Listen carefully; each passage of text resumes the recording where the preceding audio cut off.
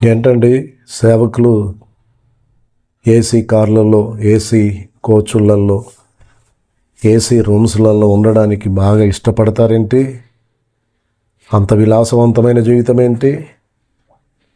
దేవుని చేతులు వాడబడుతున్న సేవకులకు అన్ని కోరికలేంటి? తగ్గించుకోవచ్చుగా? ఇది కొందరిలో ఉన్న ప్రశ్న.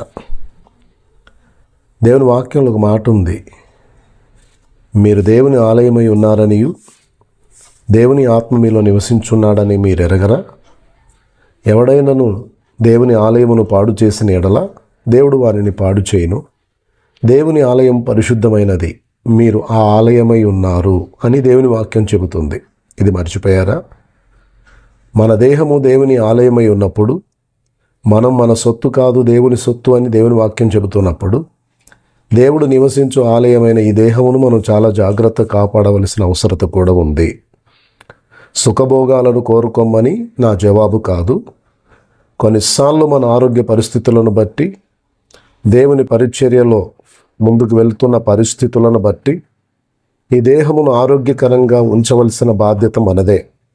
దైవజనుడు బిల్లీ గ్రహాం గారు మరి అలాంటి ఏసీ ఫెసిలిటీస్ను కలిగి తన సేవలు ముందుకెళ్తున్నప్పుడు ఒకతడు ప్రశ్నించాడంట. ఏమని ఒకరోజు ఒకతడు ప్రశ్నించాడంటే, ఏమనంటే, నీకు ఇన్ని ఏసీ కోచులు, ఏసీ కార్లు, ఏసీ రూమ్స్ ఏంటండి? దేవుని చేతులు వాడబడుతున్న నీకు తగ్గింపు ఉండాలి కదా, ఇవన్నీ ఆశలు ఏంటండి మీకు అని అన్నాడంట.